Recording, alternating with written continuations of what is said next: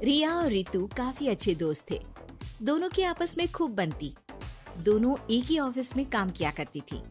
रिया रितु को अच्छा दोस्त मानती, लेकिन रितु। अरे रिया, तुम लोगों का अपना मकान नहीं है, क्यों नहीं तुम और नरेंद्र भी हमारी कॉलोनी में ही मकान ले लो?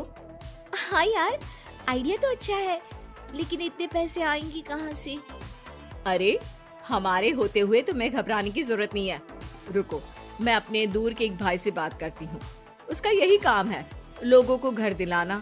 थोड़ा सा कमीशन लेता है, लेकिन मार्केट के रेट से कम दामों में घर भी दिला देता है। अरे वाह, तुम अपने भाई से बात करो, मैं नरेंद्र से बात करती हूँ। रितु रिया के जाने के बाद अपने भाई को फोन करती है।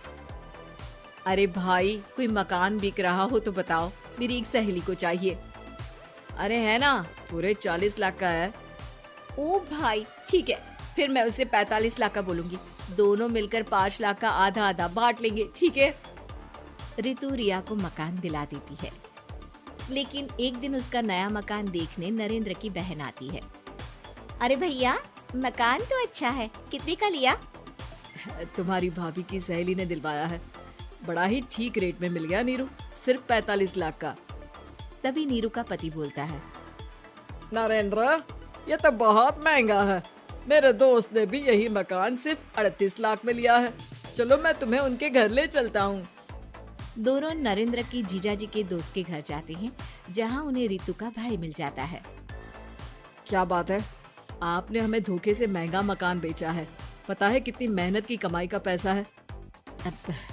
ये तो आप उन मैडम से पूछे जिन्होंने आपको ये मकान दिलाया है, उनके कहने पर ही मैंने ये रेट लगाया था। अब नरेंद्र को रिया पर गुस्सा आ जाता है। वो रिया को कहता है, रिया, तुम्हारी सहेली रितु तो एक नंबर की चालबाज और धोखेबाज निकली। मैंने उसके कहने पर इस मकान के 7 लाख ज्यादा खर्च किया है। रिया को भी नरेंद्र की बात सही लगती है। वो चुप हो जाती है। अगले दिन रितु रिया से मिलती है। रितु, मुझे तुझसे ये उम्मीद नहीं थी। तुमने 38 लाख का मकान 45 लाख में हमें बिकवा दिया। रितु अपनी पोल खुलती देख जोर जोर से रोने लगती है। अरे मैंने क्या बुरा कर दिया, तेरा भला ही तो सोचा था। अरे तुझे उस प्रॉपर्टी डीलर की बात पर भरोसा है, लेकिन अपनी सहेली पर नहीं। रिया को रितु के आंसू सच्चे लगते हैं और वो उसे शांत करती है। अरे अच्छा, शांत हो जा, चुप हो जा। सॉरी, हम लोगों की ही गलती है। हमें मार्केट में पहले रेट पता कर लेना चाहिए था। चल सॉरी। अब रितु आए दिन लोगों से रिया के पीठ पीछे बुराई किया करती थी। रितु अपनी ही दूसरी ऑफिस के सहयोगी से कहती है, अरे ये रिया भले ही मेरी अच्छी दोस्त हो, लेकिन एक नंबर की कंजूस है ये। कभी कुछ खाने जाओ तो पैसा मुझे ही भरना पड़ता है। तभी वहाँ रिया आ जाती है। अरे रितु, सॉरी यार, वो कल के खाने के पैसे तुझे देने पड़े, चेक कर ले। अब मैंने तुझे पेटीएम कर दिया है। अच्छा चल, मैं जा रही हूँ। रिजाइन जो दे रही हूँ, बाद में बात करते हैं। रिजाइन? क्यों? तूने अपनी बेस्ट फ्रेंड यानी मुझे भी नहीं बताया, क्यों? अरे नहीं यार, ऑल सडन प्लान बना। दरअसल ये नया घर का ईएमआई निकालनी काफी मुश्किल हो रही है, तो सोचा घर पर ही कोई बिजनेस कर लूं। अब इतनी थोड़ी सी कमाई में हो नहीं पा रहा है ना। अच्छा, क्या बिजनेस करेगी? देख, तू तो जानती है कि यहाँ मुझे सिर्फ 15,000 मिलता है, लेकिन घर में बच्चों का प्ले स्कूल खोलूंगी तो पूरे 4,000 एक बच्चे से मिलेगा। 10 भी आ गए बच्चे तो पूरे 40,000 की कमाई, वो भी घर पर रहकर। है ना अच्छा आइडिया?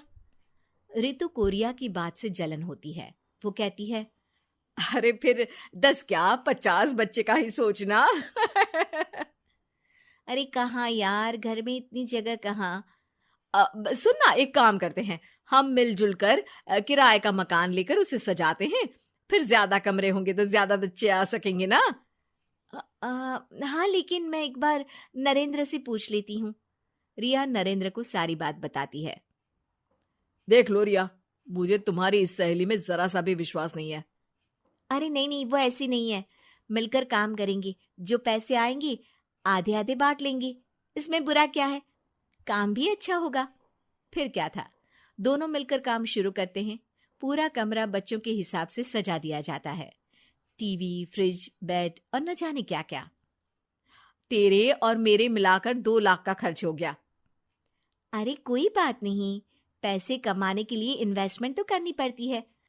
अब इतनी बड़ी रकम है, अच्छा है कि दोनों ने मिलकर कर ली, वरना एक के बस की तो बात नहीं है। हाँ, लेकिन अब मैं ना एक बात बोलना चाहती हूँ। देखो, पिछले 2 महीनों से जब से ये काम चल रहा है, सारी मेहनत मेरी ही है। मैं ही सारा दिन यहाँ का काम देखती हूँ। तो अब मैं तुम्हारे साथ ये काम नहीं करूंगी। अकेले मैं ये स्कूल चलाऊंगी। अरे ऐसे मत बोलो रितु, मैंने नौकरी भी छोड़ दी। थोड़ी बहुत सेविंग्स थी, वो भी मैंने स्कूल को बनाने में लगा दी। अब यार, तुम तो आलसी भी हो। मुझे नहीं लगता तुम ये काम कर पाओगी। रितु, नरेंद्र ठीक बोलते थे, तुम भरोसे के लायक नहीं हो। ये मेरी गलती है कि मैंने तुम पर विश्वास किया। अच्छा जी, तो गलती की ना। मैं तुमको तुम्हारे पैसे धीरे धीरे करके दे दूंगी। अच्छा होगा कि अब तुम यहां से निकल जाओ। बेचारी रिया सर झुकाकर घर वापस आ जाती है। नरेंद्र, वही हुआ जिसका डर था। रितु ने मुझे पार्टनरशिप से हटा दिया। मैं ये बात जानता था रिया, लेकिन मैंने तुम्हें इसलिए फोर्स नहीं किया क्योंकि जब तक तुम खुद धोखा नहीं खाती, तुम्हें अकल नहीं आती। हाँ, लेकिन अब वही जो पहले सोचा था। और फिर क्या, रिया घर से ही बच्चों को संभालने का काम शुरू कर देती है।